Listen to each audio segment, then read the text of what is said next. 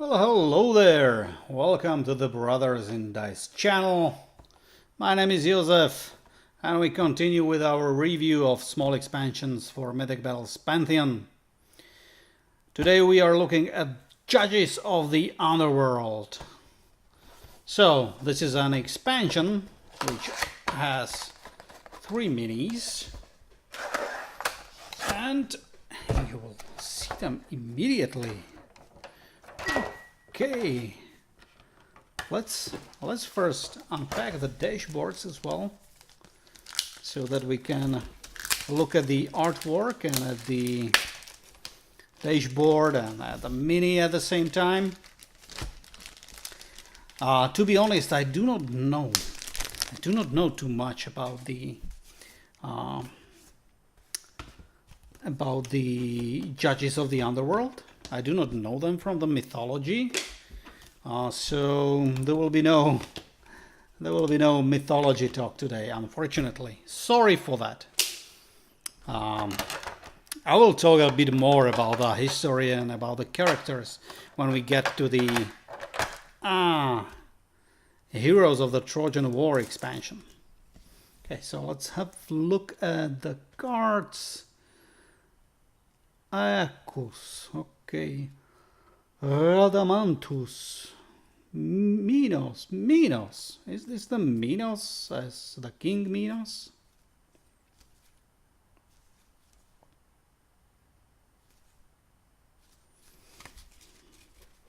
So as you see, these are all like fire themed. In the original campaign, they were called actually Hell Judges, if I remember correctly. They all have this underworld / fire / hell theme to them.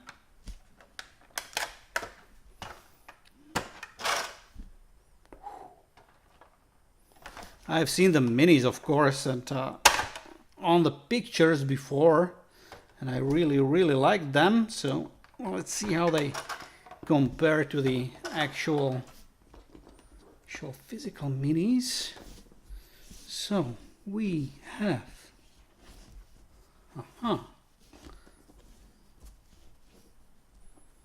Aeacus, then we have Minos, then we have Radamanthus. The stats for all of them look pretty similar, so that will make things easier. They have basically the same stats. Attack of 6, defense of 7, range 1. Yeah, they differ in range. Range 1, movement 1, and then 7 life. All of them cost 3 recruitment points. All of them bring 4 activation cards. 4 activation cards. 1 Art of War card. Yep, all of them. And all of them are fire creatures. Okay, let's look at the details then. Let's start with Radamanthus here. Yeah. So this mini goes really well with the Hades troops from the base game, the Hell Warriors. Yep. Very cool sculpt. Looks a little bit like Eddie from Iron Maiden albums. He has some hook on a chain in his hand. Yeah, looks pretty cool. And I think they are also slightly bigger than your typical heroes and troops. Okay, so Radamanthus, what you can do? Okay, so he's a gem collector, mighty throw and leader. Pretty good abilities. Chain Strike. When Radamanthus wounds an enemy unit in an adjacent area, he may move that unit into his own area. So this is Scorpion Strike. Come over here. That is nice. It brings a little bit of new tactical opportunities to your skirmish games. Talion Law. All friendly units in Radamantus surroundings may retaliate with +1 offense. Yeah, okay. I'm not sure if I have said that before, but the retaliation mechanic is somewhat weak. At least this will make it a little bit better. Nice, so this is Radamantus. Next, let's do this. Aeacus. Next, Aeacus has a mighty throw, leader and guard. Okay. Well, first, the mini, of course. So he has this mask painted in gold. Reminds me of the god Sol, Roman god. There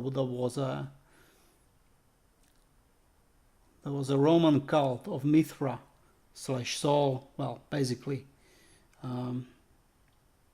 gold god. Sun god. There are many sun gods, especially in Greek mythology.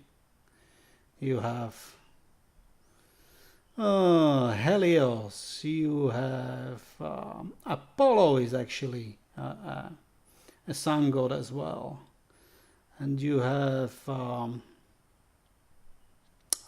can't remember. There is one more guy. Yeah, very nice. So, mighty throw, leader and guard. Jailer of the underworld. Enemy units may only walk or run out of Aeacus area if they first discard 1 Art of War card. Okay, so this is like a weaker block.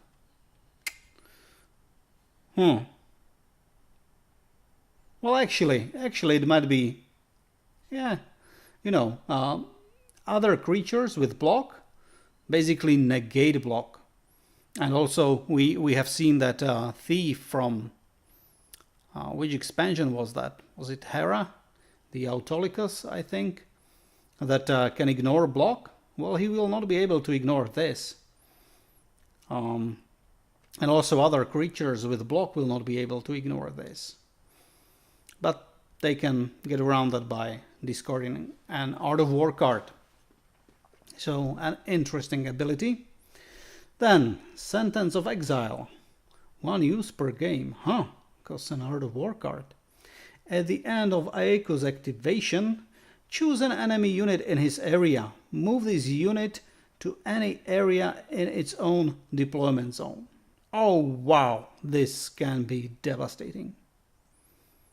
Wow, so he can basically displace a poor guy that perhaps spent 3 activations to get somewhere, and Aeacus will just banish him back to his deployment zone. That is super cool. Oh, this character looks very, very cool to play with, very tactical, like this one. And then we have Minos. This is the most ridiculous sculpt of the 3 that we have been looking at. Yeah, the detail is it just me? Looks like the detail is not that great from this other side. Cool sculpt. Abilities of Minos. Force of Nature, Mighty Throw, Leader. Mighty Throw, Leader, Guard, Collector. Okay, I was just checking what the other guys have. Deception, cause an Art of War card, a passive ability. When a friendly unit is attacked, Minos may change the target to a different friendly unit within the attacker's range. Deception has no effect against area or multiple attacks. Okay, cool. So he can redirect an attack. And there is no area restriction or anything. I guess the only restriction here is if Minos is on the board. That is pretty cool. Another very, very interesting tactical ability. Tribute of Minos. At the end of Minos' activation, he may destroy a unit of enemy troops in his area. Yeah. If Minos does this, he regains 1 previously lost vitality. And it doesn't cost anything. It doesn't cost an art of war. He can basically just gobble an enemy troop. Wow. So, this is probably so far my favorite expansion, at least for a skirmish game. That's what I prefer to play. And these guys offer completely new tactical possibilities for you. Really like this expansion. Okay, so that is it. Thank you very much for watching. Please like and subscribe if you like the video, or dislike if you dislike the video. Check out our other content. We just published a painting tutorial for God Pan. You will find the link here or here or here somewhere. I do not know where I will put it. So, see you next time. Bye.